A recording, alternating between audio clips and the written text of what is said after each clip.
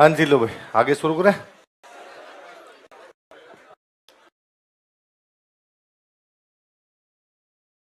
लिखो भाई, आगे लिखो, अगले देवता लिखो।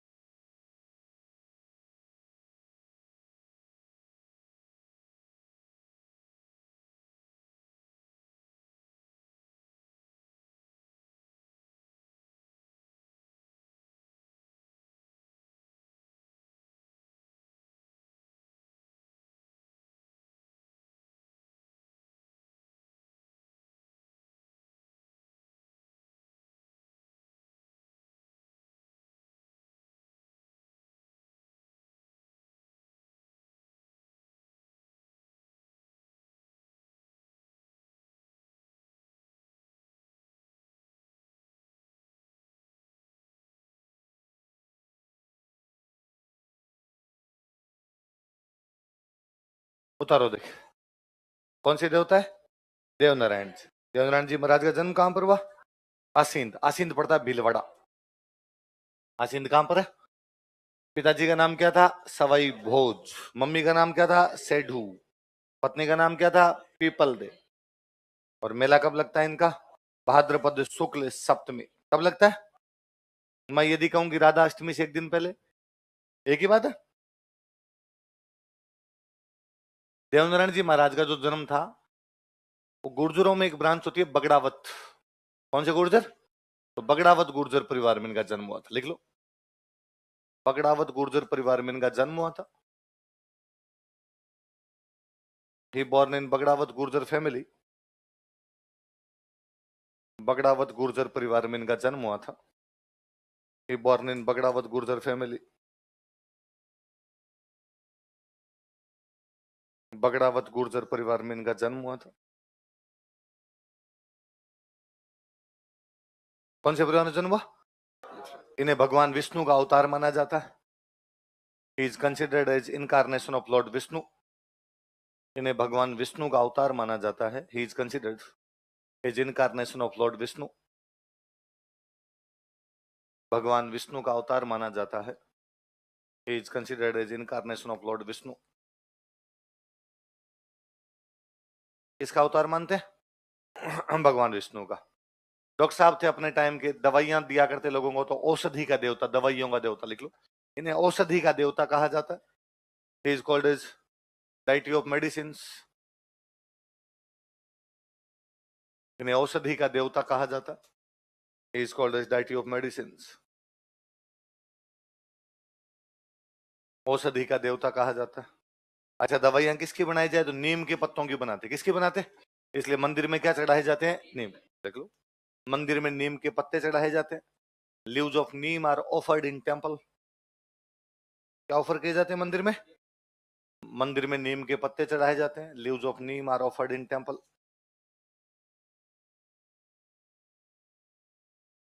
मंदिर में नीम के पत्ते चढ़ाए जाते हैं। ऐसा मानते हैं भाई, इनके मंदिर में मूर्ति नहीं होती। इनके मंदिर में ईंट की पूजा करते हैं। किसकी पूजा करते हैं? लिखो एक लाइन, फिर मैं समझाता हूँ। लिखो, मंदिर में मूर्ति नहीं होती है। There is no idol in temple. मंदिर में मूर्ति नहीं होती है। There is no idol in temple. बल्कि ईंट की पूजा की जाती है, बट ब्रिक इज वर्शिप्ड। बल्कि ईंट की पूजा की जाती है, बट ब्रिक इज वर्शिप्ड। किसकी पूजा की जाती है? ईंट की पूजा की जाती है। अब सुनना देखो ये लाइन। अपने राजस्थान के पुराने गांव में जितने भी मंदिर बने हुए हैं, उनमें किसी में मूर्ति नहीं है। मूर्तियां होती नहीं। कहाँ से लाते, ना तो कोई रुपए थे ना कोई मूर्तियों के साधन थे। इससे अपने नॉर्मल था, एक पत्थर लिया, पत्थर पे नाम लिखा, गोगा जी महाराज, बेरू जी महाराज, भोमियोसा महाराज, खेत्रपाल जी महाराज, कुछ ही लिखा और पूजा कर ली। इसलिए गांव में जितने पुराने मंदिर है उन सब के अंदर ईंट है, ईंटों की पूजा होती है। ऐसा नहीं कि देवनारायण जी महाराज के ईंटों की पूजा होती है, सब जगह किसकी पूजा होती है, ईंटों। ऐसा भी नहीं कि देवनारायण जी महाराज की मूर्ति नहीं है, सैकड़ों ऐसे मंदिर है जहां देवनारायण जी महाराज की क्या है, मूर्ति। ये किसी आरपीसी वाले ने ऐसा क्वेश्चन पूछ लिया, अपने गाइड वाले लिखने लग गए, हम मूर्खों की तरह याद कर रहे हैं। ऐसा कुछ ही नहीं होता। देवनारायण जी महाराज के मंदिर में भी मूर्तियां होती है और बाकी मंदिरों में भी मूर्तियां, दोनों अपने आप में सत्य बात है। मैं तो गांव में जितने मंदिर देखे एक में मूर्ति नहीं है, खाली एक भाटे रखे हुए रहते हैं और उनकी पूजा की जाती है। भाटे छोड़ो, कई बार तो घरों में जो मंदिर होते हैं उनमें कुछ नहीं, खाली आड़ा है, खाली खाली जगह है, खाली एक छोटा सा थान बना हुआ है और उसके अंदर अगरबत्ती कर लेते हैं। तो मेरे को याद आता है कि हमारे घर पे जो बचपन में मंदिर था उसके अंदर कोई मूर्ति नहीं, सिंगल किसी की मूर्ति नहीं, खाली एक आड़ा था, अगरबत्तियां रखी हुई थी साइड में, अगरबत्ती टांगने वाला रखा हुआ।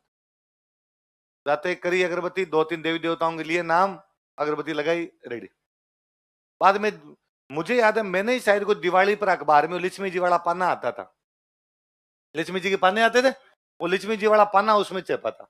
मैं थोड़ी बहुत तो फील आया कि देवता का है, ये तो एकदम फील नहीं आ रहा, तो पापा ने कहा था क्यों लगा दिया रे, क्या जरूरत थी, आड़े में कर लिया करो अपने आप के अंदर। तो अपने निर्गुण भक्ति थी, मन ही मन भगवान को याद कर लिया जाए, उसके लिए मूर्ति पूजने की आवश्यकता।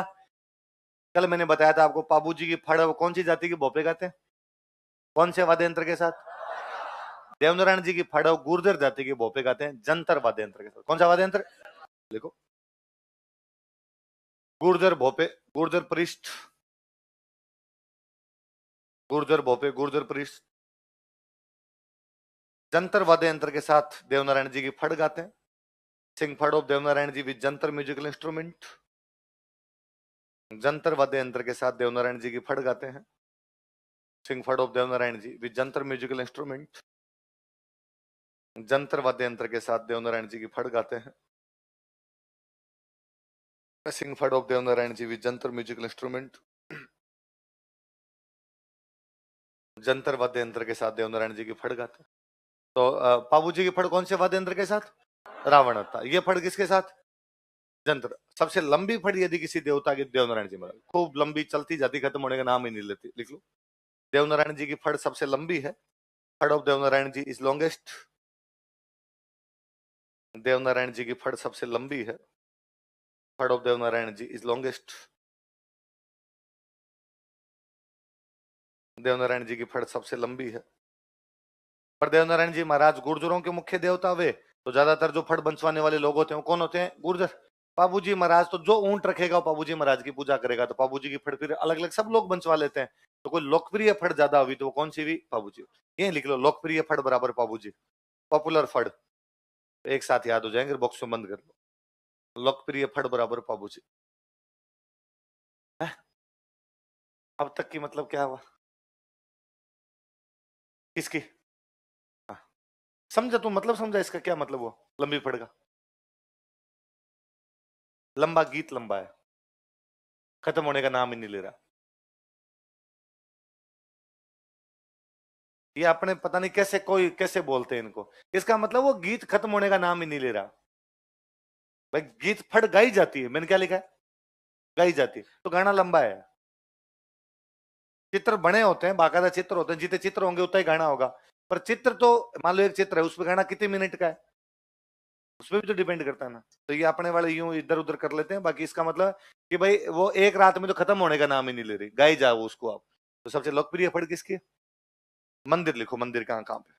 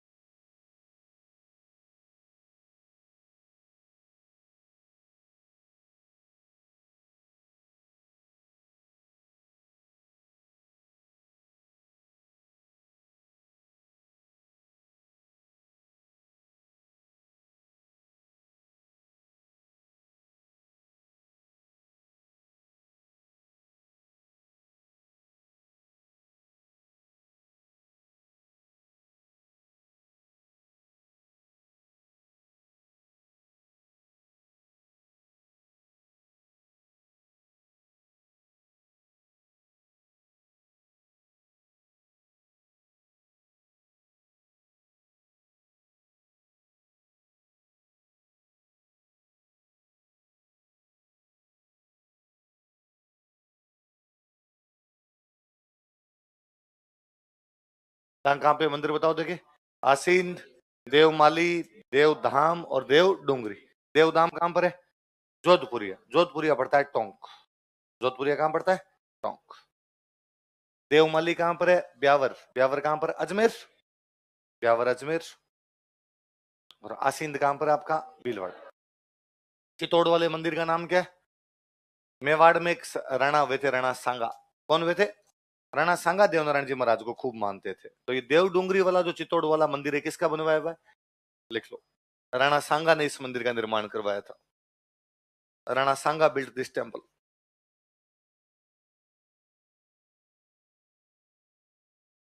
राणा सांगा ने इस मंदिर का निर्माण करवाया था। राणा सांगा बिल्ट दिस टेम्पल। राणा सांगा ने इस मंदिर का, पुस्तक लिख लो। तो इनसे संबंधित पुस्तक, एक अपने राजस्थान की राइटर भी जिनका नाम है लक्ष्मी कुमारी चुंडावत। क्या नाम है राइटर का? बोलो देखे। लक्ष्मी कुमारी चुंडावत।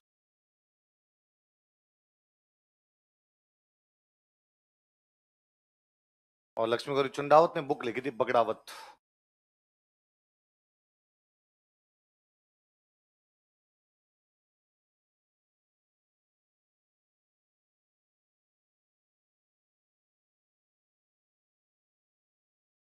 लक्ष्मी कुमारी चुंडावत की बुक का नाम क्या है? और इनका जन्म कौन से परिवार में हुआ था? बगड़ावत गुर्जर। पिताजी का नाम क्या था? सवाई भोज। क्या नाम था? सवाई भोजन। 24 भाई थे, तो 24 बगड़ावतों की कहानियां। तो लक्ष्मी कुमारी चुंडावत की कौन सी बुक है? क्या नाम है इसका? याद रहेगी बात? अगले लिखो। देव बाबा।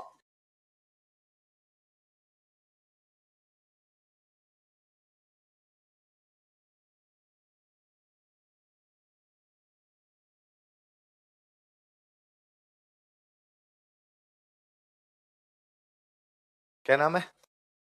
अच्छा मुझे बताओ, लालदास जी महाराज का मुख्य केंद्र कहाँ है? मुख्य केंद्र नंगला जहाज। कहाँ पे है? देव बाबा का मंदिर वही है। लिखो मंदिर नंगला जहाज भरतपुर। मंदिर नंगला जहाज भरतपुर।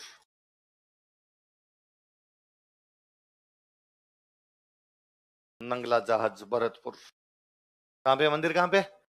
लिखो मेले। साल में 2 बार मेले लगते हैं भाई। लिखो मेले, फेयर्स।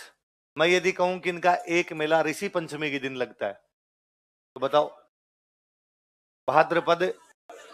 लिखो भाद्रपद शुक्ल पंचमी। भाद्रपद शुक्ल पंचमी।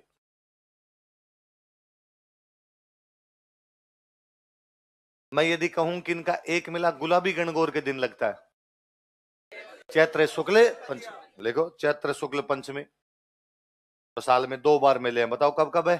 भाद्रपद शुक्ल पंचमी और चैत्र शुक्ल पंचमी। अभी मैंने बताया था कि भाई आपके जो देवनारायण जी महाराज थे, औषधि के देवता डॉक्टर साहब थे। देव बाबा ने भी साथ में तैयारी की थी नीट की। इनके थोड़े से फिजिक्स में नंबर कम रह गए, इसलिए इनको एमबीबीएस मिला नहीं, वेटरनरी मिला था। लिखो, यह पशु चिकित्सक थे। He was veterinary doctor. Second attempt दिया नहीं, वरना क्या पता एमबीबीएस मिल जाती। यह पशु चिकित्सक थे। He was veterinary doctor. Fees थोड़ी ज्यादा थी भाई साहब इनकी। इनको राजी करना है तो 7 गाय चराने वालों को भोजन करवाओ। ज्यादा हो गया? 7 गाय चराने वाले ढंग से खा के जाते होंगे। देखो, इन्हें खुश करने के लिए, टू मेक हिम हैप्पी, इन्हें खुश करने के लिए, टू मेक हिम हैप्पी,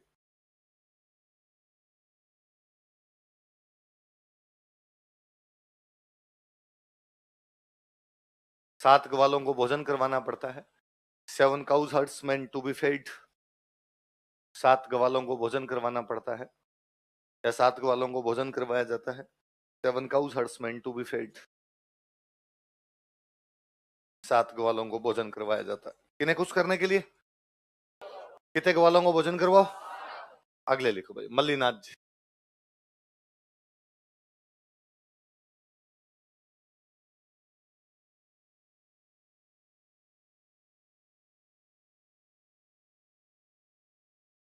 अगले कौन है?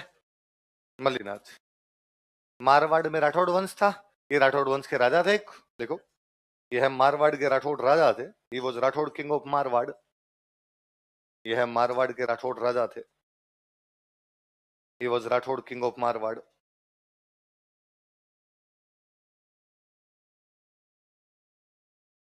संत बन गए थे। इनकी पत्नी थे, इनकी रानी थे, रानी का नाम था रूपा दे। क्या नाम था? तो इनकी रानी रूपा दे संत थे, तो उनके प्रभाव में आगे भी क्या बन गए थे? संत। गुरु जी थे इनके उगम सिंह भाटी। लिखो गुरु उगम सिंह भाटी।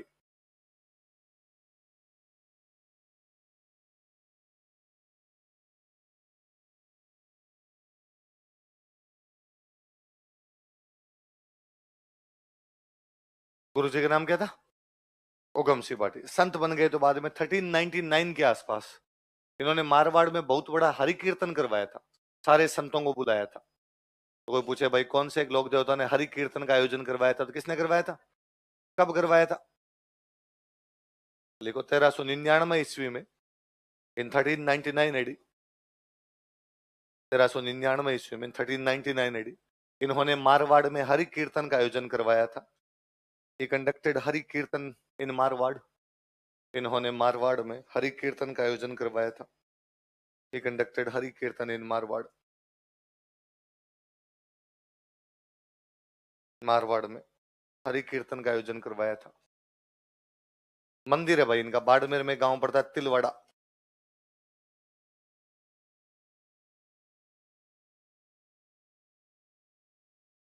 मंदिर लिखो तिलवाड़ा बाड़मेर।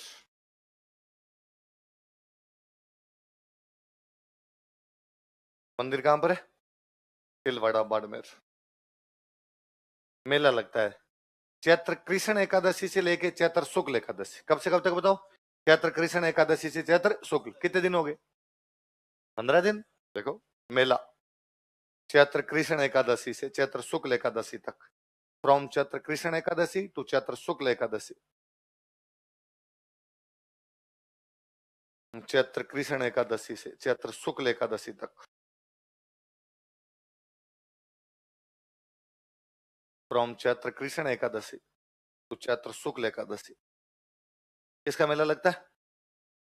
मतलब पशु मेला होता है भाई। कैसा मेला होता है? लिख लो इसके नीचे पशु मेला। यह एक पशु मेला है। It is a cattle fair. यह एक पशु मेला है। It is a cattle fair. Mallinath ji के कारण बाड़मेर वाले इलाके को बोलते थे मालानी। क्या बोलते? तो इसलिए इस पशु मेले में कौन सी नस्ल के पशु आएंगे? मालानी। फर्स्ट टाइम लिख लो मालानी नस्ल। तो ये पूछे कि तिलवाड़ा पशु मेले में कौन सी नस्ल के पशु आते हैं? Malani breed.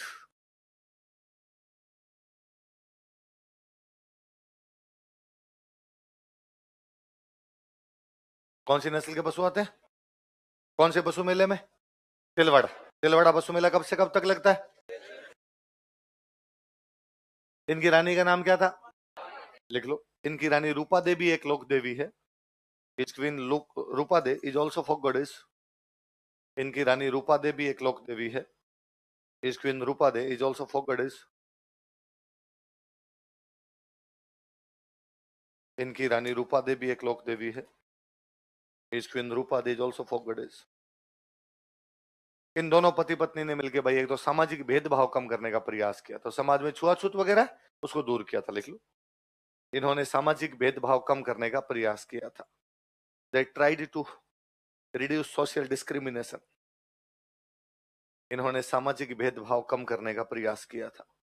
They tried to reduce social discrimination. सामाजिक भेदभाव कम करने का प्रयास किया था। कि हिंदू मुस्लिम के बीच में जो खाई है वो दूर की, जातियों के बीच में जो खाई है वो दूर की, तो समाज में भेदभाव क्या हो जाएगा? कम हो जाएगा। मल्लीनाथ जी की बात लिखो तल्लीनाथ जी। इंग्लिश वाले हिंदी में लिख लेना तल्लीनाथ जी, वरना आप घर पे जाके पढ़ते हो टल्लीनाथ जी। ये नहीं चलेगा भाई साहब। मैं यहाँ पढ़ाता हूँ तो तल्लीनाथ जी याद रखते हैं, घर पे जाते बाद टल्ली हो जाता है।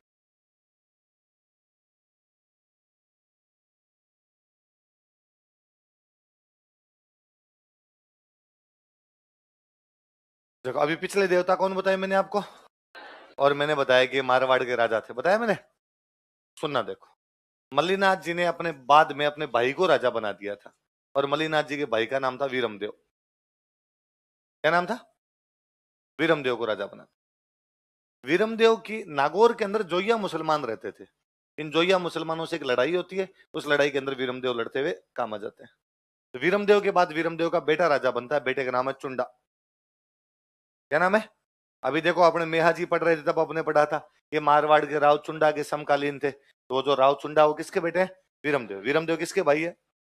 अच्छा, एक भाई राजा बनता तो बाकी भाई क्या बनते हैं? सामंत। तो चुंडा का एक भाई है, उस भाई का नाम है गोगादेव। क्या नाम है? राठौड़ वंश के हैं, इसलिए गोगादेव राठौड़ लिख दो बोले। तो ये जो गोगादेव राठौड़ थे, इनको जोधपुर में एक जगह पड़ती है शेरगढ़। कौन सी जगह? यहाँ के सामंत बना दिए। किसने? चुंडा ने। अपने भाई को कहाँ का सामंत बना दिया? शेरगढ़ का। भाई का नाम क्या है? गोगादेव राठौड़। गोगादेव राठौड़ ने अपने भाई चुंडा का, चुंडा राजा है, कि भाई चुंडा, अपने पिताजी वीरमदेव को जोइयों ने मार दिया था, उन जोइयों से बदला तो ले। तो चुंडा ने कहा कि यार एक बार नए नए राजा बने, लड़ाई वड़ाई बाद में करेंगे, तू तेरे हिसाब से देख ले जो देखना हो। गोगादेव अकेला जाता है, उन जोइयों से अपने पिता की हत्या का क्या लेता है? बदला। बदला लेने के बाद गोगादेव ने कहा कि अब ये दुनिया, ये महफिल काम की। नाथ संप्रदाय ज्वाइन कर लिया, बाबा जी बन गए, और अपने गुरुजी बना लिए। जालोर के अंदर एक गुरुजी थे, जलंधर नाथ। क्या नाम था? और जब जलंधर नाथ जी को गुरुजी बना लिया, तो जलंधर नाथ जी ने कहा कि भाई आज के बाद तेरा नाम गोगादेव नहीं, आज के बाद तेरा नाम क्या है? नाम चेंज कर दिया करते। तो नाम गोगादेव से बदल के क्या हो गया? तो गोगादेव वास्तव में तो जोधपुर का राजकुमार है। जोधपुर के राजा वीरमदेव उनका बेटा है गोगादेव, लेकिन बाद में इनका नाम बदल कर क्या हो गया? याद रह जाएगी बात। देखो, लिखो, मारवाड़ के राव चुंडा के छोटे भाई थे। He was younger brother of Rao Chunda of Marwar. Marwar के राव चुंडा के छोटे भाई थे। He was younger brother of Rao Chunda of Marwar.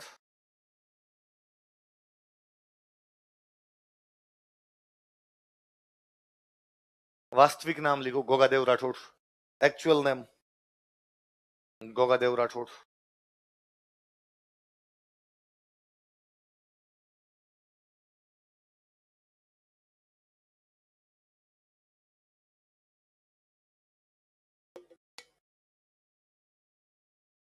वास्तविक नाम क्या है? गोगादेव राठौड़। लिखो, यह है शेरगढ़ के सामंत थे। He was federal Lord of Shergarh. Shergarh Jodhpur में जगह पे। यह है शेरगढ़ के सामंत थे। He was federal Lord of Shergarh.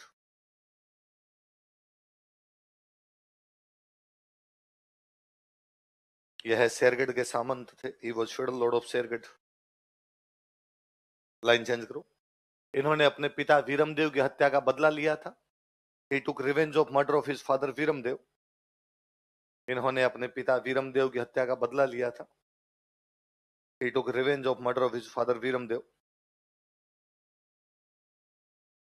अपने पिता वीरमदेव की हत्या का बदला लिया था। He took revenge of murder of his father Viramdev. अपने पिता वीरमदेव की हत्या का बदला लिया था। गुरु लिख लो, जलंधर नाथ।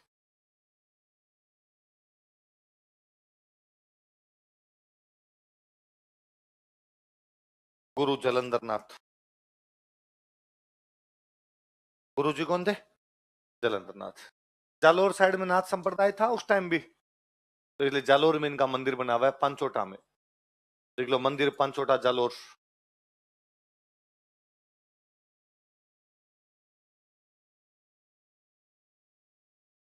मंदिर पांचोटा जालोर।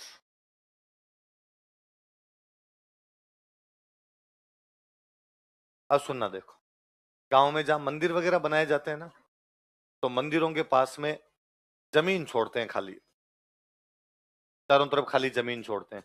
इस जमीन, ये जो खाली जमीन होती है, इसको बोलते हैं ओरण। क्या बोलते हैं? ये हमारे एक एनवायरमेंट कंजर्वेशन का तरीका था, कि पश्चिमी राजस्थान में वैसे ही पेड़ पौधे कम थे, और यदि कम पेड़ पौधों को भी कोई काट लेगा, फिर तो एकदम ही बर्बाद हो गए। अब नॉर्मली किसी आदमी कहा जाए तू पेड़ पौधे मत काट, तब तो पक्का काट के है। इसलिए कहा गया कि भाई मंदिर के आसपास में जमीन छोड़ दो। अरब लोगों का कहते, यदि इस जमीन में से यदि किसी ने पेड़ पौधे काट लिए, फिर तू जाने देवता जाने, देवताओं से सबको डर लगता है, इसलिए वहां के पेड़ पौधे बच गए। इसलिए पश्चिमी राजस्थान के संत भी देख लो, सबने कहा पेड़ पौधे नहीं काटने, पेड़ पौधे नहीं काटने। देवताओं ने के भी मंदिरों के चारों तरफ क्या छोड़ी गई? जमीन। उस जमीन को क्या बोलते हैं? हम कहते हैं ओरण की रक्षा करने वाले कोई देवता है तो वो तल्लीनाथ जी। तो तल्लीनाथ जी को ओरण का देवता कहते हैं। क्या कहते हैं? ओरण क्या होती है समझ जाओगे? देखो, इन्हें ओरण का देवता कहा जाता है। He is called as deity of oran. इन्हें ओरण का देवता कहा जाता है। He is called as deity of ओरण।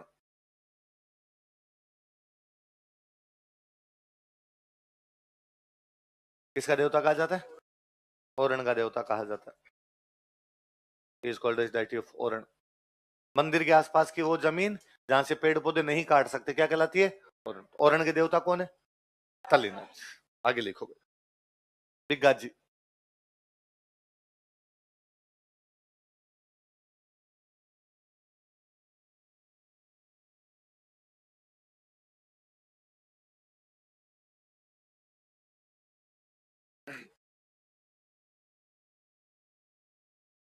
देवता कौन है? बिग्गा। मंदिर लिखो रीडी। बीकानेर में एक जगह पड़ती है भाई, रीडी बीकानेर। बिग्गा जी महाराज का मंदिर कहाँ पे? रीडी। रीडी कहाँ पड़ता है? वो भाई गायों की रक्षा के लिए एक लड़ाई में लड़ते हुए काम आ गए थे। लिख लो, गायों की रक्षा के लिए लड़ते हुए वीर गति को प्राप्त हुए। He died while protecting cows। गायों की रक्षा के लिए लड़ते हुए वीर गति को प्राप्त हुए। He died while protecting cows।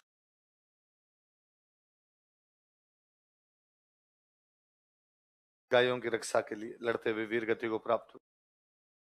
जाटों में गोत्र होता है जाखड़। कौन से गोत्र के जाट? ये उनके मुख्य देवता भाई, जाखड़ समाज के कुल देवता है। यह है जाखड़ समाज के कुल देवता। Is clan deity of Jakhar community. Jakhar समाज के कुल देवता है। Is clan deity of Jakhar community. कौन से समाज कुल देवता है? ये पूछेंगे अपने, या तो कोई पूछेगा मंदिर कहां पे, तो मंदिर कहां पे? रीडी। कौन से समाज के कुल देवता है? जाखड़ समाज के। अगले लिखो झुंझार जी।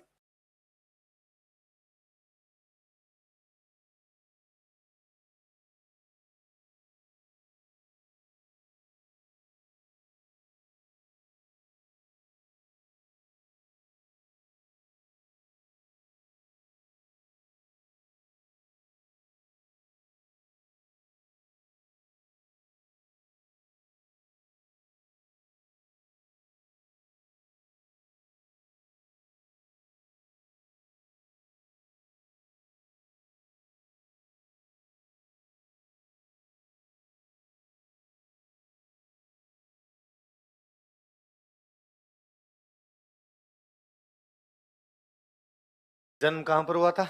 इमलोहा। मंदिर कहां पर बना हुआ है? स्यालोदड़ा। दोनों जगह सिक्कर में। जन्म कहां पर हुआ? इमलोहा। मंदिर कहां पर है? स्यालोदड़ा। दोनों जगह कहां पर है? अच्छा, मैं कहूं कि इनका मेला लगता है चैत्र शुक्ल नवमी। मतलब किस दिन लगता है? रामनवमी, है ना? लिख लो मेला रामनवमी। मेला लगता है पर रामनवमी। रामनवमी के आसपास कभी नोटिस करना, शादियां होती है, सावा होता है रामनवमी। बिना पंडित जी से पूछे ब्याह करो, अबुझ सावा होता है रामनवमी। तो रामनवमी को इनकी शादी थी। बारात वापस आ रही थी, दुल्हन के साथ बारात वापस आ रही थी। इनका खुद का गांव कौन सा है? इमलोहा। इमलोहा से पहले एक गांव था स्यालोदड़ा। उस गांव के अंदर लुटेरे गांव को लूट रहे थे। ये बाराती वापस आ रहे थे और इनको लगा यार गांव वाले कम पड़ रहे हैं और बाराती यहाँ पे वो जो लुटेरे हैं वो गांव को लूट रहे हैं। तो ये बारात वहां उतरती है और बाराती भी गांव वालों का साथ देते हैं। उस लड़ाई के अंदर झुंझार जी और झुंझार जी के तीन भाई काम आते हैं। झुंझार जी शहीद हुए, तीन भाई लड़ते हुए मारे गए। तो झुंझार जी की जो पत्नी थी, जो दुल्हन अभी तक अपने ससुराल भी पहुंची नहीं थी, वो इनके साथ वहां सती हो जाती है।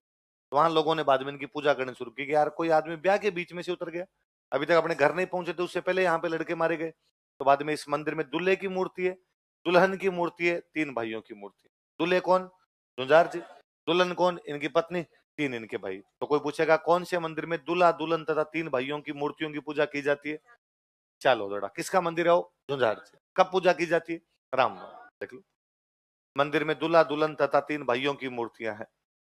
There are idols of groom and bride and 3 brothers in temple. मंदिर में दूल्हा दुल्हन तथा 3 भाइयों की मूर्तियां हैं। There are idols of groom and bride and 3 brothers in temple.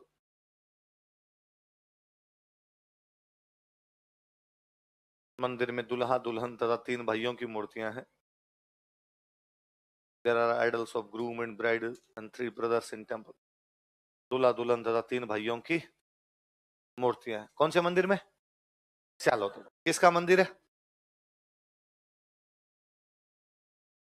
लिखो हरिराम जी। अब ये 2-2 4-4 लाइनों की देवता, ज्यादा कोई बातें नहीं।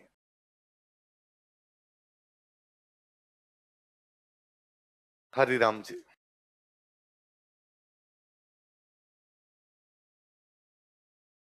मंदिर लिखो झोरड़ा। झोरड़ा पड़ता है भाई नागौर में।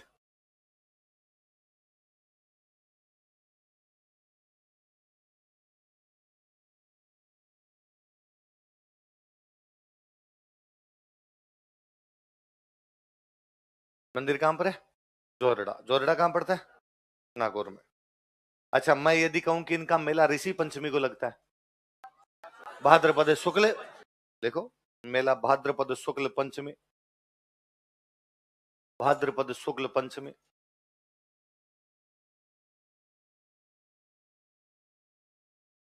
तो वही भाई सांपों से बचाने वाले देवता है। तो किस रूप में पूजा की जाती है? सर्परक्षक देवता। सर्परक्षक देवता के रूप में इनकी पूजा की जाती है। He is worshipped as deity who protected from snake। क्या है? दोबारा बोलूं, सर्परक्षक देवता के रूप में पूजा की जाती है। He is worshipped as deity who protected from snake। किस रूप में पूजा की जाती है? तो मेरे तो बचपन में यदि सांपड़ देवता को प्रसाद चढ़ाए सब ज्यादा हरिराम जी का। हमारे साइड में इनको ज्यादा ही दोगते। हर पंचम को हम प्रसाद लेके तैयार रहते। भाद्रपद की जरूरी नहीं है, हर महीने की पंचम को हर राम जी को प्रसाद है। हर राम जी को सांप ज्यादा आते, जहां ज्यादा सांप आएंगे वहां सांपों के डॉक्टर ज्यादा।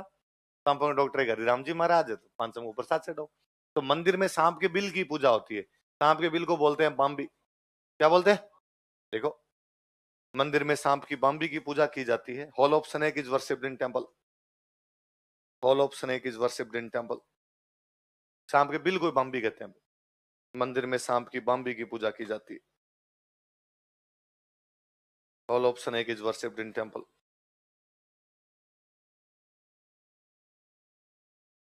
सांप की बाम्बी की पूजा की जाती है। देखो केसरिया कुंवर जी।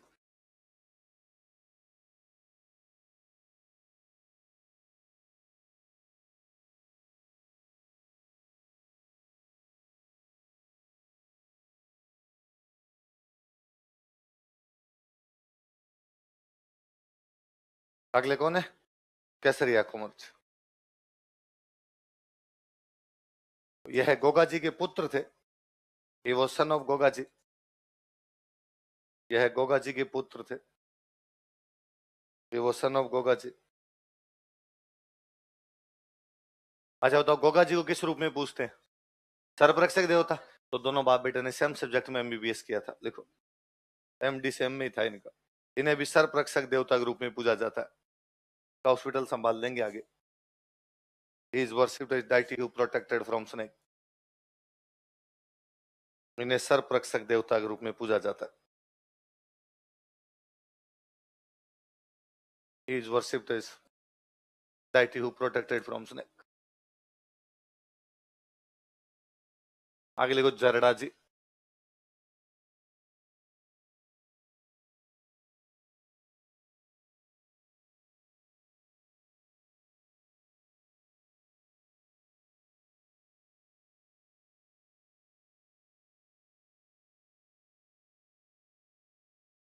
तुम गलत मत लिखा कर, ज्यादा दिमाग मत चलाया कर। ये केसरिया कुंवर जी गोगा जी के बेटे हैं। तूने मंदिर कहां लिखा? धुले उदयपुर। वो ऋषभ देव जी महाराज है। उनका इन केसरिया जी से कोई लेना देना नहीं। क्यों गलत लिखती है? हैं? काट इसको, काट उसको। लिखा ना तूने? कॉपी छुपा रही है मेरे से। काट उसको, पहले काट। अभी काट।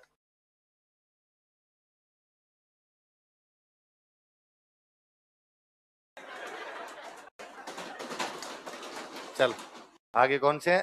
जरड़। कौन से हैं? जरड़। देखो ये है पाबूजी के भतीजे थे। He was Neiphiu of Pabuji. ये है पाबूजी के भतीजे थे। He was Neiphiu of Pabuji.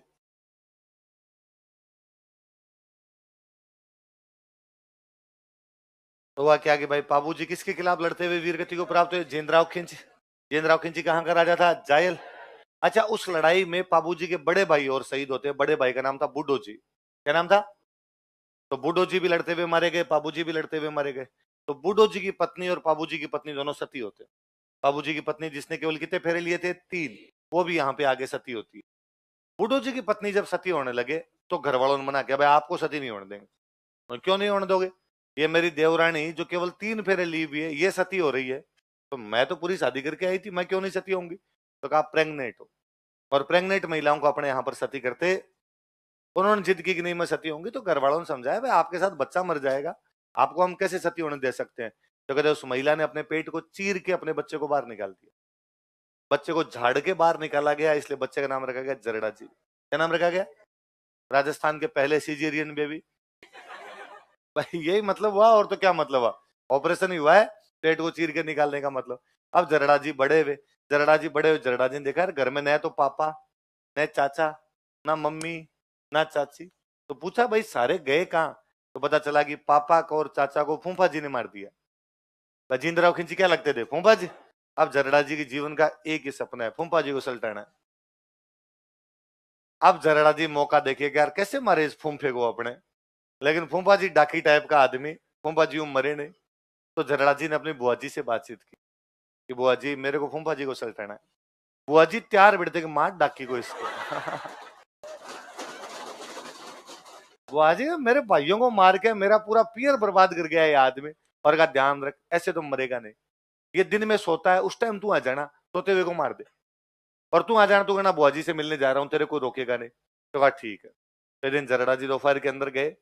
और जैसे वहां पहुंचे जिस महल में जिंदराव खिंची सो रहा था, तो जिंदराव खिंची का वो जो महल था उसका फर्श एकदम शीशे का बना हुआ। अच्छा, शीशा यदि आप दूर से देखोगे ना कांच को, तो आपको ऐसे लगे जैसे पानी पड़ा है। तो जरड़ा जी जैसे ही वहां पहुंचे, अब वो जिंदराव खिंची सो रहा है, सिराने बुआ जी बैठे हुए एकदम। और वो गुस्सा तो उसको लगा कि अरे यार ये अपना फूफा तो पानी में सो रहा है। वो झील वील है उसके अंदर सो रहा है, उसमें अपने इसने अपना वो चारपाई लगा रखी है। और मैं तो जैसे ही इसमें घुसूंगा मैं तो पहले गिरूंगा पानी में। और पानी में गिरते डाकी खड़ा हो जाएगा। और फिर तो ये अपने को मारेगा। अब जरड़ा जी सोचा यार बुआ जी ने मरा दिया, इसका मतलब बुआ फूफा मिले हुए आपस में, अपने को मरवाने में लगे हुए हैं। तो अब जरड़ा जी आगे जाए पीछे जाए तो बुआ जी समझ गए कि जरड़ा जी इसी से को क्या समझ रहे हैं? पानी। और बुआ जी ने धीरे से अपनी अंगूठी खोली और धीरे से उसको जमीन पे गिराया, तो टन आवाज आई। तो आवाज आई इसका मतलब पानी। तो अब जरड़ा जी गए, जिंदराव खिंची को मार दिया। जरड़ो काका बापू ज्यादा करड़ो। जरड़ा क्या है? काका बापू ज्यादा करड़ो, कठोर। करड़े का मतलब क्या होता है? कि पिता और चाचा नहीं मार पाए थे जिंदराव खिंची को, कौन मार के आए थे? अब आज जरड़ा जी ने कहा कि अब ये दुनिया पितल दी है, अपना इससे कोई लेना देना। नाथ संप्रदाय ज्वाइन कर लिया था। नाम हो गया था रूपनाथ। क्या नाम हो गया था? कई दिन तक तो यहाँ रहे थे राजस्थान अपने, फिर चले गए थे हिमाचल प्रदेश। और हिमाचल प्रदेश में इनका नाम है बालकनाथ। क्या नाम है? लिखो देखे। जिंदराव खिंची को मारकर, आफ्टर मर्डर जिंदराव खिंची, जिंदराव खिंची को मारकर, आफ्टर मर्डर जिंदराव खिंची, अपने पिता व चाचा की हत्या का बदला लिया था। He took revenge of murder of his father and uncle. अपने पिता व चाचा की हत्या का बदला लिया था। He took revenge of murder of his father and uncle. अपने पिता व चाचा की हत्या का बदला लिया था। He took revenge of murder of his father and uncle. अपने पिता व चाचा की हत्या का बदला लिया था। लिखो अन्य नाम रूपनाथ, अदर नेम रूपनाथ।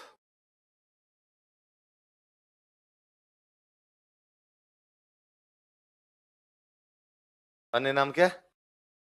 रूपनाथ। मंदिर लिखो। ये तो बाबूजी महाराज कहाँ के थे? कोलूमंड। एक मंदिर तो कोलूमंड में। कोलूमंड कहाँ पड़ता है? जोधपुर, बाबूजी का भी कोलूमंड, मेरिन का भी कोलूमंड। एक बीकानेर में जगह पड़ती है सिंबुदड़ा। ये तो देखो सिंबुदड़ा हमने किताब पढ़ी थी जसनाथ जी की, है ना। एक गांव का नाम है जहां पर मंदिर है। दोनों लिखो, कोलूमंड और सिंबुदड़ा।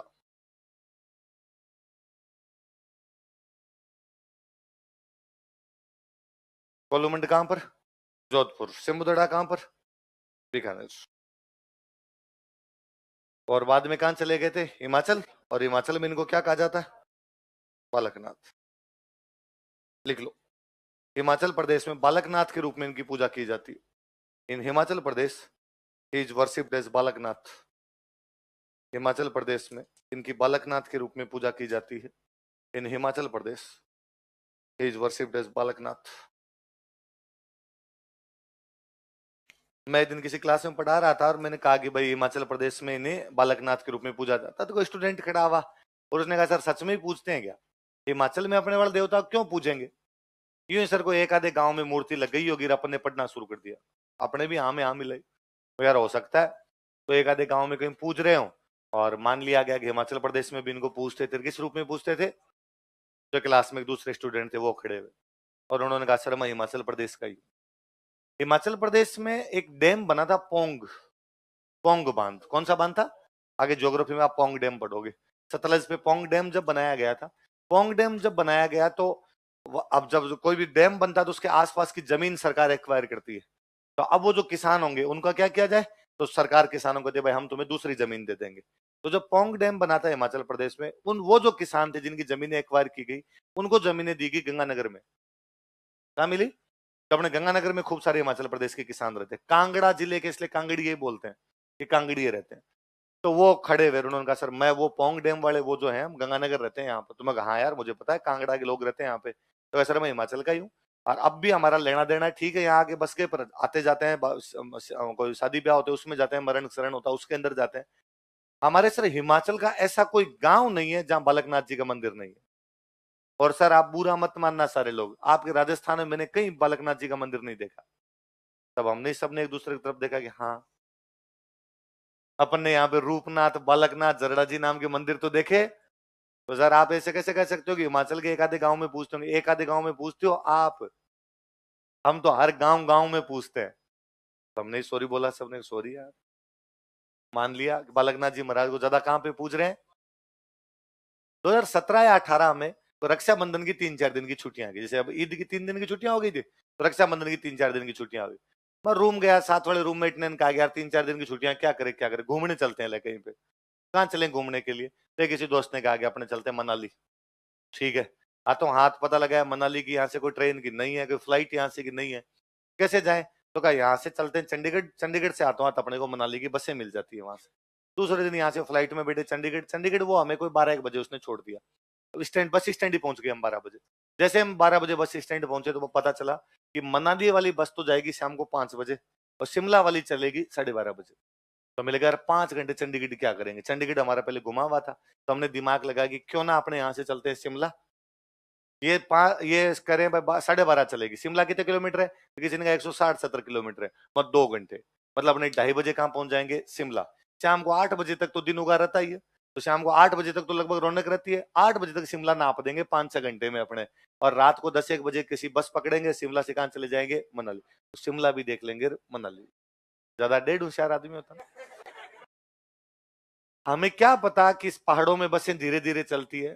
वो 12:30 वाली बस हमें शिमला छोड़ती है 7:30, है ना। ये तो पहाड़ों में धीमे धीमे बस चलती है। भाई रेगिस्तान के आदमी ने पहाड़ कब देखे कि बसें धीमे धीमे भी चलती है? हम कभी जयपुर से आगे इधर नहीं गए थे बसों में चढ़ के तो पहाड़ों में। और फिर दूसरा, कोई बीच में ट्रैफिक जैम था, कोई पहाड़ वाड़ गिर गया था, वहां पे गिर गया तो उस चक्कर में गाड़ियां इधर से होके डाइवर्ट होके जा रही थी।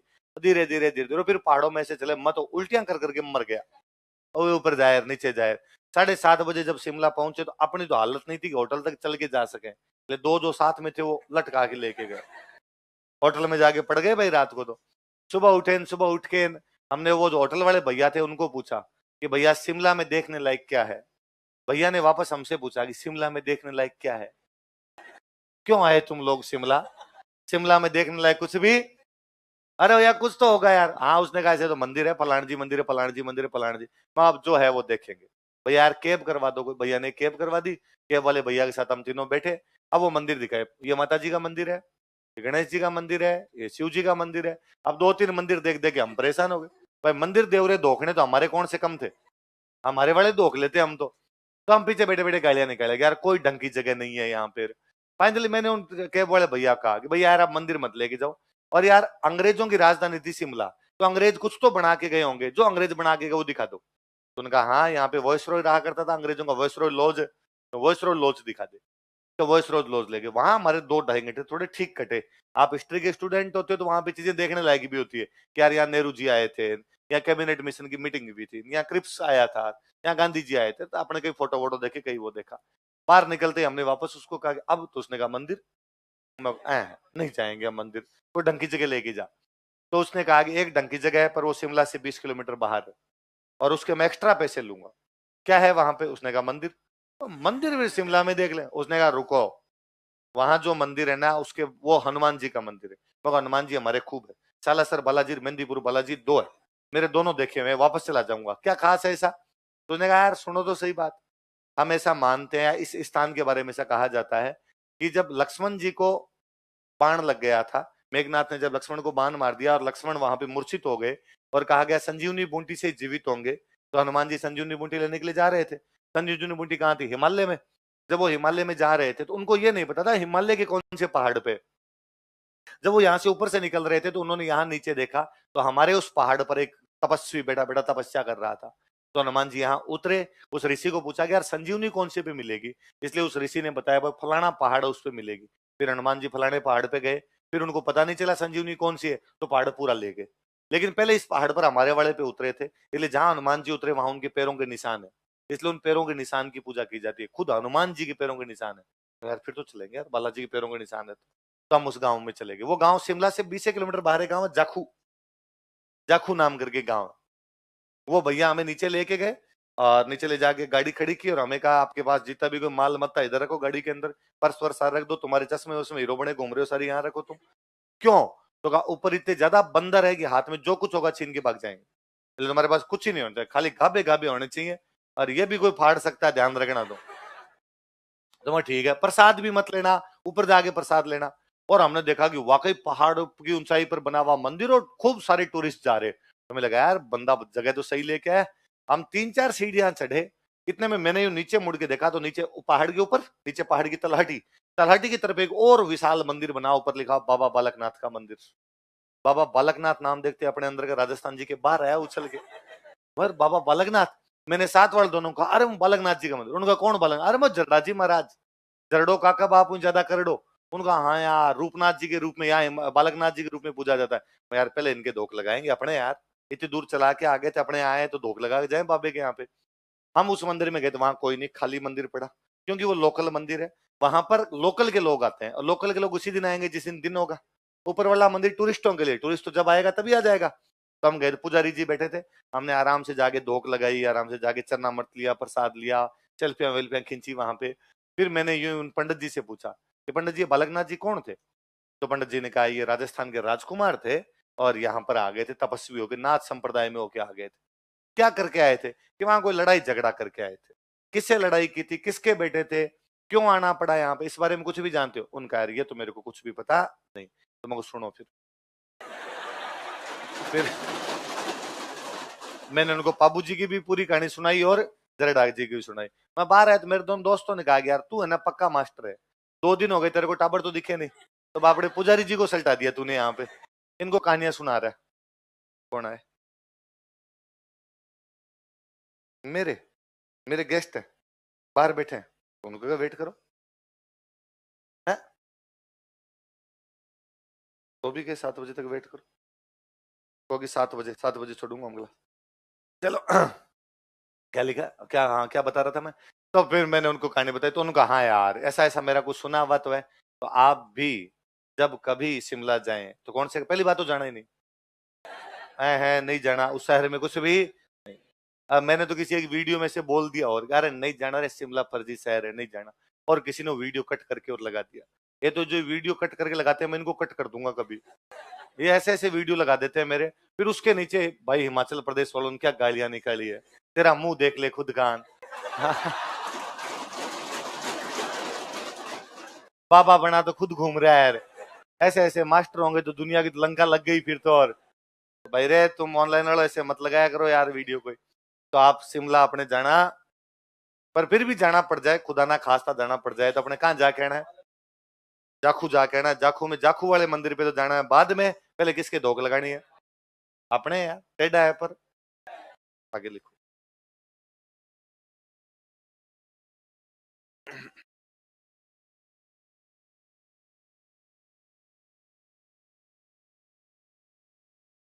अगले लिखो इसके बाद मामा देव।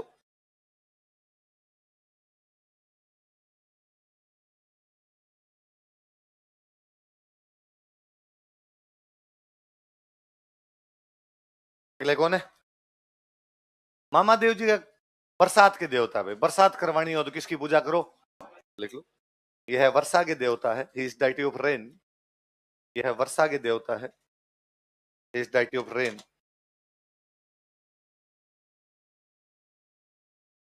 यह है वर्षा के देवता है। कई मंदिर वंदिर नहीं भाई इनका।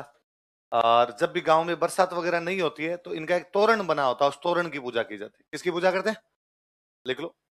इनका मंदिर नहीं होता है, there is no temple of him. इनका मंदिर नहीं होता है, there is no temple of him, बल्कि गांव के बाहर तोरण की पूजा की जाती है। बट तोरण is worshipped outside of temple.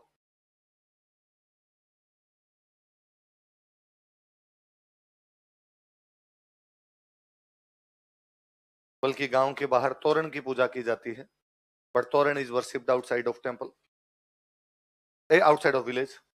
बल्कि गांव के बाहर तोरण की पूजा की जाती है, बट तोरण is worshipped outside of village. अब भाई बरसात तो राजस्थान में जरूरी, तो इनको राजी करने के लिए बाद में भैंसे की बलि दी जाती है। किस बलि देते हैं, मतलब बकरे से तो मान्य और नहीं, पाडा काटो पाडा। देखो, इन्हें खुश करने के लिए, टू मेक हिम हैप्पी, इन्हें खुश करने के लिए, टू मेक हिम हैप्पी, भैंसे की बलि दी जाती है। बुल इज सेक्रीफाइड, भैंसे की बलि दी जाती है, बुल इज सेक्रीफाइड। किसकी बलि दी जाती है, भैंसे। किसको राजी करने के लिए, मामा देव। किसके देवता है, किसकी पूजा की जाती है इनके, तोरण। अगले लिखो खेतला से। अगले देवता कौन है, खेतला।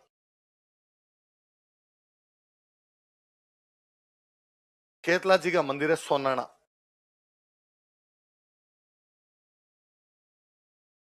सोनाना पड़ता है पाली में।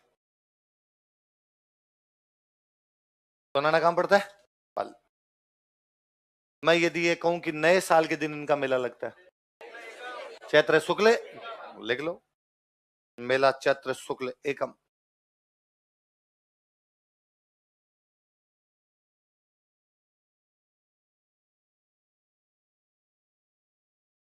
कब लगता है मेला, चैत्र शुक्ल एकम।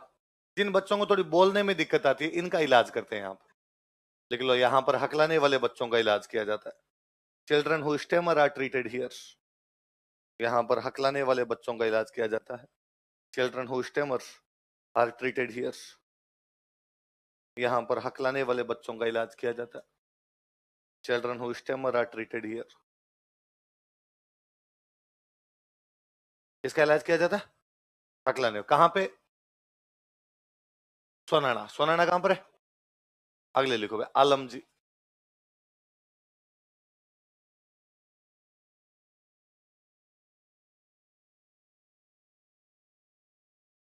अगले देवता कौन है, मंदिर लिखो। बाड़मेर में एक जगह पड़ती है धोरी मन्ना।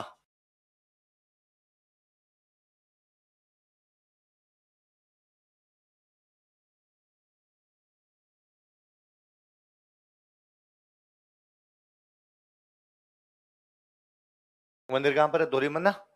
अच्छा पापू जी कौन से देवता माने जाते हैं, ऊंट रक्षक, ये भाई साहब घोड़ा रक्षक।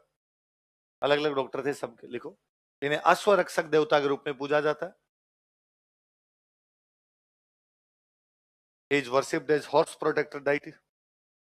इन्हें अश्व रक्षक देवता के रूप में पूजा जाता है।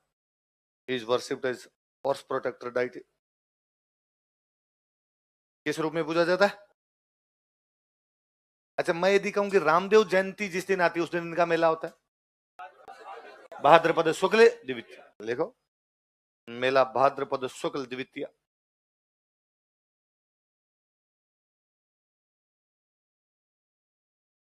मेला कब लगता है? भाद्रपद शुक्ल द्वितीया। कहते हैं कि भाई यदि किसी का घोड़ा बीमार हो जाए तो मंदिर एकदम टीले के ऊपर बना हुआ है, तो वहां जो मंदिर की मिट्टी भी है ना, यदि उस टीले की मिट्टी वो भी यदि आप घोड़े के लिए जाके लगा देते हो तो भी घोड़े ठीक होते हैं। लोग अक्सर अपनी प्रेग्नेंट घोड़ियां मंदिर लेके आते हैं और उनको वहां चारों तरफ परिक्रमा करवाते हैं, कहते हैं इससे स्वस्थ और अच्छे घोड़े पैदा होते हैं। वैसे भी राजस्थान में सबसे अच्छे घोड़े बाड़मेर के माने गए। मालानी, बाड़मेर वाले इलाके को क्या बोलते हैं? मालानी। मालानी के घोड़े सबसे अच्छे माने गए। अब जब घोड़े मालानी के अच्छे हैं तो घोड़ों का डॉक्टर भी मालानी में होगा। तो घोड़ों के डॉक्टर कौन है? आलम जी। कहां पर मंदिर है उनका? दोरीमन्ना। दोरीमन्ना कहां पर है? मेला कब लगता है? अच्छा, यहाँ मारवाड़ में राठौड़ वंश था, तो राठौड़ वंश में एक ब्रांच होती है जैतमालोत। कौन सी ब्रांच है? तो एक बार क्वेश्चन था कि इनमें से कौन से लोक देवता राठौड़ वंश की जैतमालोत शाखा से संबंधित है? तो कौन से देवता है भाई? लिख लो, यह राठौड़ वंश की जैतमालोत शाखा से संबंधित थे। He belonged to जैतमालोत branch of Rathore dynasty. ये राठौड़ वंश की जैतमालोत शाखा से संबंधित थे। He belonged to Jaitmalot branch of Rathore dynasty. Rathore वंश की जैतमालोत शाखा से संबंधित थे। He belonged to Jaitmalot branch of Rathore dynasty.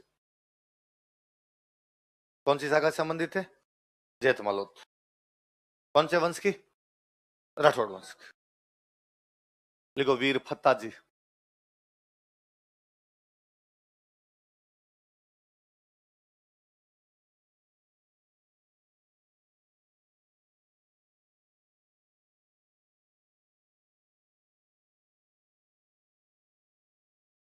मंदिर लिखो सांथू।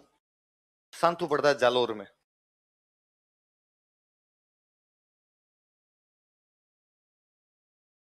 मंदिर कहां पर है? सांथू। सांथू कहां पड़ता है? चल अच्छा बताओ, देखे गोगा जी का मेला कब भरता है? भाद्रपद कृष्ण नो, इधर भाद्रपद शुक्ल नवमी लिख लो। भाद्रपद शुक्ल नवमी मेला। मेला लिखो भाद्रपद शुक्ल नवमी। भाद्रपद शुक्ल नवमी। वही गायों की रक्षा के लिए लड़ते हुए वीर गति को प्राप्त हुए थे, लिख लो। गायों की रक्षा के लिए लड़ते हुए वीर गति को प्राप्त हुए थे। He died while protecting cows। गायों की रक्षा करना धर्म माना जाता था जी। जो लोग गायों की रक्षा के लिए लड़ते हुए वीर गति को प्राप्त हुए, हमने कहा यार इससे बड़ा तो कौन होगा, इन्होंने गायों की रक्षा की थी, हमने पूजा करनी शुरू कर दी। कितने देवता हो गए? एक और लिख लो, डूंग जी जवार जी।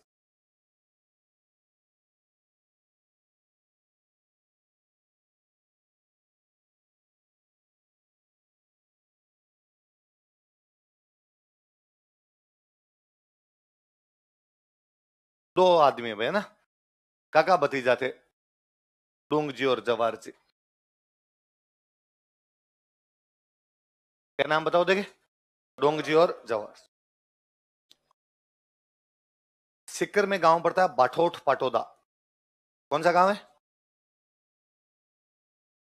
यहाँ के सामंत थे, सामंत समझ गए ना, लिख लो। बाठोट पाटोदा के सामंत थे। They feudal lords of Bathot Patoda. Bathot Patoda के सामंत थे। They feudal lords of Bathot Patoda. कहां के सामंत थे? बाठोट पाटोदा। जब अंग्रेजों का राज आया, अंग्रेजों का राज आया तो सामंतों के पास पावर बची नहीं। पहले तो सामंतों के पास सेनाएं हुआ करती, अब सेनाओं का तो कोई लेना देना नहीं था। अब रक्षा की जिम्मेदारी किसकी थी? अंग्रेजों की। जब सेनाएं नहीं बची, पावर नहीं बची, तो ये बन गए डाकू और अंग्रेजों को लूटना शुरू किया। अंग्रेजों के क्षेत्रों को लूटना शुरू किया। अमीरों को लूटते और उनका धन किसमें बांट देते? देख लो, कालांतर में डाकू बन गए थे। Later on they became dacoits. कालांतर में डाकू बन गए थे, later on they became dacoits.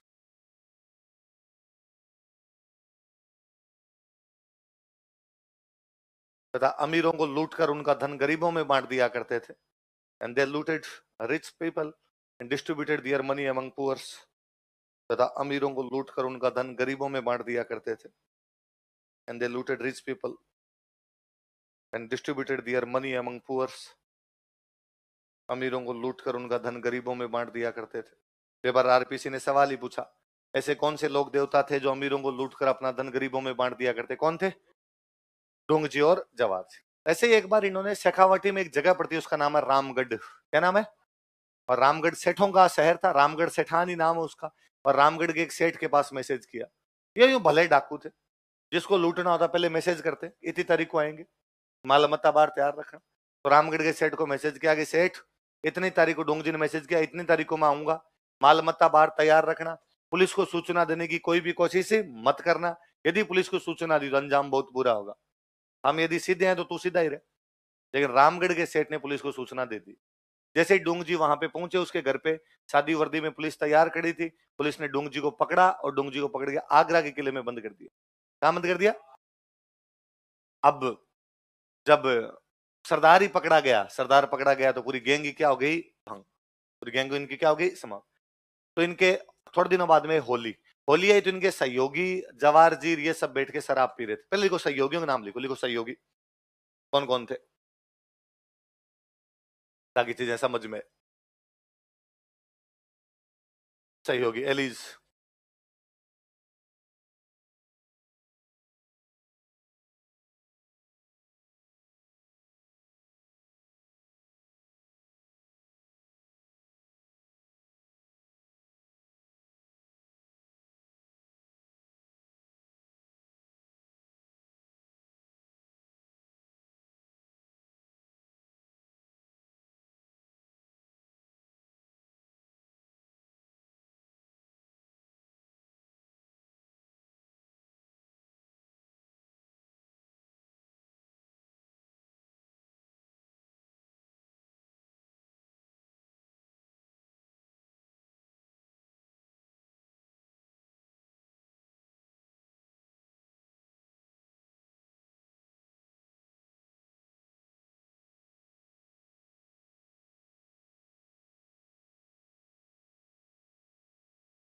क्या क्या नाम बताओ देखे?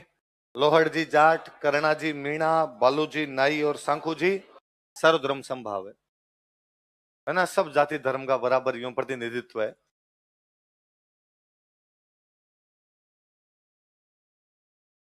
अब भाई डोंगजी जब पकड़ लिए गए, आगरा के किले में बंद कर दिए गए, बाकी गैंग भंग हो गई।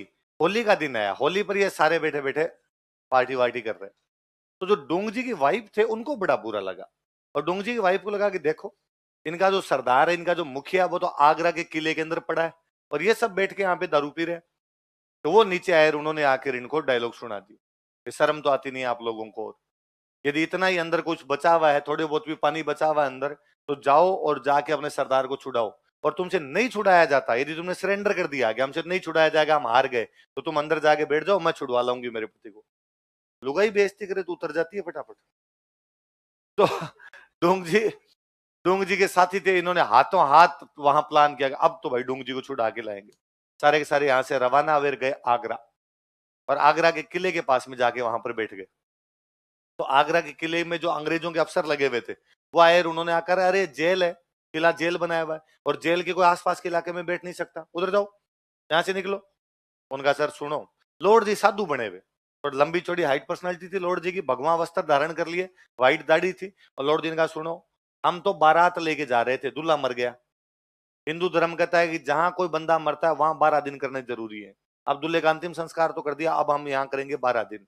और यदि यहाँ 12 दिन नहीं किए हमने, तो बाद में वो बनेगा भूत और तुम सबको खाएगा।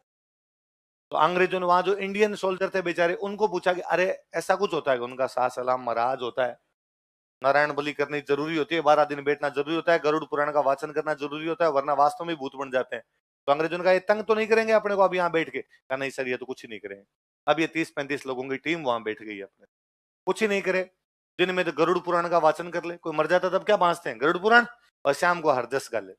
कोई मृत्यु हो जाती, जब जो गीतन गाए जाते शाम को, उनको क्या बोलते हैं? हरजस। शाम को बैठे बैठे हरजस गा ले। लॉर्ड जी थोड़ी थोड़ी ज्ञान की बातें बताए कि घर गृहस्थी मोह माया में कुछ नहीं रखा हुआ है, हमें भगवान का नाम लेना चाहिए, इस यह लोक में अपना ज्यादा मन लगाना नहीं चाहिए, सबको अपना परलोक सुधारना चाहिए। ब्रह्म सत्यम जगत मिथ्या जीवो ब्रह्म्यो ना परे। वहां जो इंडियन सोल्जर रहते थे बेचारे पुलिस वाले, वो भी शाम शाम को आगे बैठ जाते कि बाबा जी चार ढंग की बात बता रहे हैं, अपने सुन के आते हैं। 11 दिन बीते, 11 दिन बीते, 11वें दिन शाम को लॉर्ड जी ने कहा कि भाई कल अपना 12वां दिन है, कल अपने यहाँ से प्रस्थान करेंगे। अब जो होना था, मृतक की आत्मा को शांति पहुंचे। वो बेचारे जो इंडियन सोल्जर बैठे थे, उन्होंने जाके लॉर्ड जी के हाथ जोड़े, महाराज 11 दिन तक आपने भगवान की भली भली अच्छी अच्छी बातें बताई, हम आपके कृतज्ञ हैं, हम चाहते हैं आप हमारे घर पधारो और हमारे घर पे खाना खाओ। लॉर्ड जी ने कहा घर गृहस्थी मोह माया से बहुत दूर है हम, बालक ये सब नहीं करते हम, ये कोई लाभ लोलच नहीं है हमें किसी भी बात का। उनका महाराज खाना खाने में क्या जाता है, नहीं हम गृहस्थों के घर नहीं जाते हैं इस प्रकार से कभी, सन्यासी आदमी घर बार छोड़ चुके हैं। तो उनका महाराज मेरे लायक कोई सेवा होगी, यदि बालक तू चाहता है कि तू मेरी सेवा करे तो तुम्हारी जेल में मेरा एक चेला बंद है, क्या मिलवा सकता है? उन्होंने कहा बाबा जी छोटी सी बात है, पहले फरमाते पहले मिलवा देते कि चलो कल मिलवाया जाए। उस दिन दिन के अंदर लॉर्ड जी करुणा जी गए अंदर मिलने के लिए। लॉर्ड जी एकदम यूं दाढ़ी बढ़ाई हुई अंदर पहुंचे। डूंग जी को उसी दिन आदेश आए थे काले पानी की सजा। काले पानी की सजा का मतलब था अंडमान निकोबार। इसलिए डूंग जी बेचारे हथकड़ी डाली हुई चुपचाप बैठे, सोचेगी यार अब कल काले पानी भेज देंगे, वहां से लाश ही वापस आती है, बंदा तो वापस आता नहीं। कई बार तो लाश को बंगाल की खाड़ी में फेंकते हैं, उधर लाश भी नहीं आएगी अपने तो। इतने में वहां लॉर्ड जी पहुंचे। लॉर्ड जी ने जाके डूंग जी के सिर पे हाथ रखा, और बालक किस चिंता में मग्न है?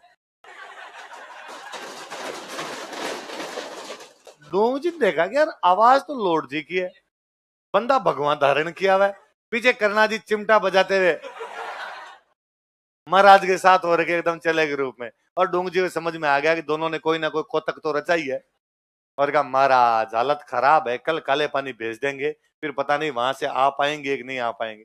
लॉर्ड जी ने वापस सिर पे हाथ करे, बालक चिंता मत करो, आज रात्रि को तुम्हारे सारे कष्ट दूर हो जाएंगे। बस रात को 29-35 डाकुओं ने आगरा के किले पर हमला किया। आगरा के किले के सारे कैदी छुड़वा दिए थे, सारे अंग्रेजों को गिरफ्तार कराए थे वहां पर। कहता है डूंग जी को जब कहा, डूंग जी का भागो, डूंग जी का अकेला नहीं, बाकी मेरे दोस्त बन गए थे जिन्होंने, इनको भी निकाला जाए। इसलिए पूरी जेल के कैदी बाहर निकाल दिए थे। वहां से बाहर निकले नारे लगाए, डूंग जी जिंदाबाद। डूंग जी ने बाहर आते कहा यार मेरे सीने में दो ज्वाला धधक रही है। क्या? एक तो ये अंग्रेज जिन्होंने मेरे को पकड़ा था, एक वो रामगढ़ वाला सेठ जिन्होंने मुझे, आप दोनों को लूटते हैं, चिंता ही मत करो। रास्ते में आते टाइम अंग्रेजों की नसीराबाद छावनी लूटते हैं। नसीराबाद छावनी थी अंग्रेजों की, डूंग जी लूट लाए थे नसीराबाद छावनी। जो अंग्रेजों की सेना थी यहाँ पे, उसका झंडा डूंग जी अपने साथ ही ले आए थे और अपने ऊंट की पूंछ में बांध के रखते थे। कोई डूंग जी पूछता कि अंग्रेज कहाँ है? अंग्रेजों को डूंग जी ने पूछ के बांध रखा गया। फिर रामगढ़ वाले सेठ को मैसेज किया कि रामगढ़ वाले सेठ इतनी तारीख को वापस आएंगे, जिसको सूचना देनी है सूचना दे के रखना, हमें डर नहीं लगता इस बार, पिछली बार धोखे में पकड़वाया, इस बार दे सूचना, देखते हैं अंग्रेज क्या करेंगे। सेठ समझ गया कि सूचना दी तो परिवार को भून जाएंगे। सेठ ने इस बार कुछ नहीं किया, पर सेठ दिमाग लगा गया। जैसे डूंग जी ने मांगे जाके कहा हाँ सेठ धन बता। सेठ ने कहा ही नहीं, मैं तो कंगाल हो गया, धन ही नहीं। ये कैसे हो सकता है, हमें पता तेरे पास सोना चांदी पड़ा है खूब सारे। उन्हें साहब घर की तलाशी ले लो। डूंग जी बाहर बैठे सेठ के पास, बाकी डाकू अंदर गए, घर की तलाशी ली, घर की तलाशी में कुछ ही नहीं मिला, न कोई रुपए टक्के, न कोई सोना चांदी। ऐसे कैसे हो सकता है? सेठ की पूरी हवेली खाली पड़ी एकदम। तो किसी एक डाकू का दिमाग काम किया, यार सेठ को बुलाया, सेठ इधर आ, सेठ तुम्हारे घर की महिलाएं कहाँ गई? उसने कहा महिलाएं इस कमरे के अंदर है। तो बाहर निकाल महिलाओं। उसने क्या बदतमीजी है, डाकू घर को लूट सकते हो, तुम महिलाओं से बदतमीजी कैसे कर सकते हो? उनका बदतमीजी नहीं करे, तू तो एक बार बाहर निकाल खाली। महिलाएं बाहर आई तो पता चला सारा सोना चांदी महिलाओं को पहना रखा था, एक नथ इधर से इधर, एक नथ इधर से। भाई साहब 10-10 पाजेबेन, कोई चूड़ियां यहां तक पहनी हुई। उनका खोल दो, सब खोल। बंदूक के आगे भाई सब डर लगे, सबने अपने गहने उतार दिए। डूंग जी का, डूंग जी आओ चेक कर लो, सारा माल मता पड़ा। डूंग जी ने आके देखा कि यार वहां पे 10 महिलाएं खड़ी है, सेठ खड़ा है, डाकू खड़े हैं, बीच में सामान पड़ा है। और डूंग जी ने कहा ये क्या बदतमीजी है, अपने महिलाओं से कोई बदतमीजी नहीं करते, तुमने महिलाओं को बाहर क्यों निकाला? साहब नहीं कर रहे थे, पर सेठ चालू पड़ा, सेठ ने सारा गहना घंटा इन महिलाओं को पहना दिया था, इसलिए बाहर बुलाना पड़ा हमें। डूंग जी ने कहा फिर तो ठीक है, सेठ को दंड मिलना चाहिए। पर डूंग जी ने नोटिस किया कि उन 10 महिलाओं में 3 बिना घूंघट के खड़ी थी और 7 ने घूंघट कर रखे। डूंग जी हाथों हाथ समझ गए कि 3 का तो पीहर है, 7 का ससुराल है, पर पीहर में तो कोई लड़की घूंघट क्यों करेगी? पर डूंग जी ने फिर भी पूछा कि भाई तुम तीनों ने, बहन तुम तीनों ने घूंघट क्यों नहीं कर रखे? उन्होंने कहा भाई हमारा तो पीहर है, हम तो ससुराल से आई हुई थी, हमें क्या पता तुम आज ही आ जाओगे, हमसे 2 दिन लेट आ जाती तो कम से कम हमारे वाला सोना तो नहीं लूटा जाता। डोंग जी ने कहा कि डोंग जी वैसे भी बहन बेटियों को नहीं लूटता, तुम तीनों अपना गहना वापस उठा लो। नैतिकता देख रहे हो, मोरल वैल्यू डाकुओं की, कि केवल बीननिया जो इस घर की है, क्योंकि डोंग जी को पता है कि यदि इन बहन बेटियों का ले लिया तो ये ससुराल जाएगी तो इनके सासरे वाले पूरी जिंदगी सुनाएंगे। पियर गई थी वहां पे सोना लुटवा के आई थी, वरना इन बीननियों का लिया ये सेठ वापस करवा के दे, सेठ की जिम्मेदारी बनती है। मैं कई बार सोचता हूँ यार वो 3 लड़कियां कितनी राजी हुई होगी, एक तो इस बात पे कि उनका सोना वापस मिला, एक इस बात पे कि भाभीियों का चला गया। महिलाओं के राजी होने के कारण कई है भाई। हाँ, गहनों की जलस, जितनी जलस तो दुनिया में कहीं है ही नहीं। अब भाई अंग्रेजों ने कहा आप तो पकड़ के फांसी लगाओ इन दोनों को, डोंग जी को और जवाहर जी को। अब जनता डोंग जी जवाहर जी के पक्ष में आई। अब जनता अंग्रेजों से तो क्या बात करे, जनता गई अपने राजाओं के पास। अपने जोधपुर में एक राजा हुआ करते, उनका नाम था तख्त सिंह। याद है आपके? 57 की क्रांति के राजा कौन है? और इसी टाइम अपने बीकानेर में राजा थे, उनका नाम था रतन सिंह। क्या नाम था? ये 57 की क्रांति से 10 एक साल पहले की बात है, 1847 के आसपास की बात है। रतन सिंह के पास गए और इनको जाके कहा कि देखो राजाओं, यदि डोंग जी जवाहर जी को अंग्रेजों ने गिरफ्तार किया तो वो फांसी लगाएंगे, और ये हमारे हीरो है। यदि इनको फांसी लगी हम तुम्हारे खिलाफ बगावत करेंगे, हमें नहीं पता ये बचने चाहिए। फिर तख्त सिंह ने डोंग जी को गिरफ्तार किया। किसको गिरफ्तार किया? डोंग जी को गिरफ्तार किया। और जो रतन सिंह थे इन्होंने गिरफ्तार किया जवाहर जी को। किसको किया? और अंग्रेजों को मैसेज किया कि दोनों बंदों को हमने पकड़ लिया है पर तुम्हें नहीं देंगे। भाई तुम इनको क्यों पकड़ना चाहते हो? क्योंकि तुम्हारे इलाके लूटते हैं, अब हम अपने पास रखेंगे तो तुम्हारे इलाके लूटे नहीं जाएंगे, पर हम तुम्हें भी नहीं देंगे, क्योंकि तुम्हें दे दिए तो तुम इनको क्या लगाओगे? फांसी। और इनको फांसी लगे, जनता हमें फांसी लगाएगी। इसलिए इन दोनों का अंतिम समय बाद में जोधपुर बीकानेर में भी था। डूंग जी जोधपुर के किले में रहे, जोधपुर के किले का नाम था मेहरानगढ़। क्या नाम था? जवाहर जी बीकानेर के किले में रहे, बीकानेर के किले का नाम था जूनागढ़। क्या नाम था? तो इन्होंने अपना अंतिम समय कौन कौन से किलों में बिताया? जय कोई जनती रानियान डूंग जिसा जवान, फिर तो नहीं हिंदवान मर झंडो फिरंगान। यदि रानियों ने सारे के सारे जवान डूंगर सिंह जैसे पैदा कर दिए होते तो अंग्रेजों का झंडा वो फहराने नहीं देते। तो इन्होंने अंग्रेजों की नसीराबाद छावनी लूट ली थी। They looted Nasirabad cantonment of Britishers. इन्होंने अंग्रेजों की नसीराबाद छावनी लूट ली थी। They looted Nasirabad cantonment of Britishers.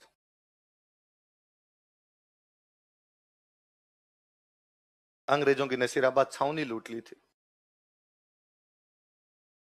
Nasirabad cantonment of Britishers. Line change कर लिखो। जोधपुर महाराजा तख्त सिंह ने डूंग जी को गिरफ्तार कर लिया। जोधपुर महाराजा तख्त सिंह अरेस्टेड डूंग जी। जोधपुर महाराजा तख्त सिंह ने डूंग जी को गिरफ्तार कर लिया। जोधपुर महाराजा तख्त सिंह अरेस्टेड डूंग जी।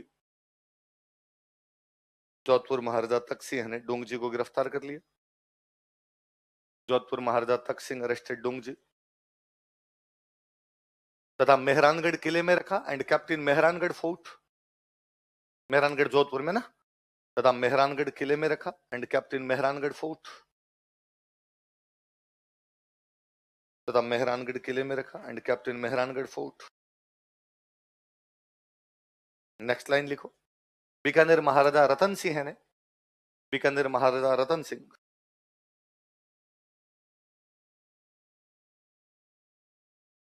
बीकानेर महाराजा रतन सिंह ने जवाहर जी को गिरफ्तार कर लिया। अरेस्टेड जवाहर जी।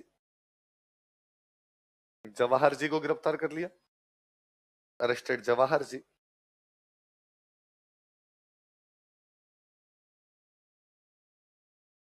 तथा इन्हें जूनागढ़ किले में रखा एंड कैप्टन जूनागढ़ फोर्ट। तथा इन्हें जूनागढ़ किले में रखा एंड कैप्टन जूनागढ़ फोर्ट। कौन से किले में रखा? ये भाई आपके लोक देवता। नई हेडिंग डालो, राजस्थान की लोक देवियां है। क्या हुआ? हा? क्या? कल्ला जी पढ़ा तो दिए, 4 हाथ का देवता कहा जाता है। चलो आगे पढ़ लेंगे, सब पढ़ लेंगे जो नहीं आए। अपने लिखो राजस्थान की लोक देवियां, फोक गॉडेज ऑफ राजस्थान।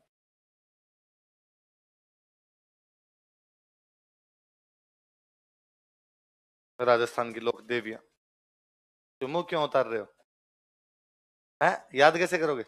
कैसे? ऐसे बाबू जी, रामदेव जी, योगा जी, ज्यादा हो गए?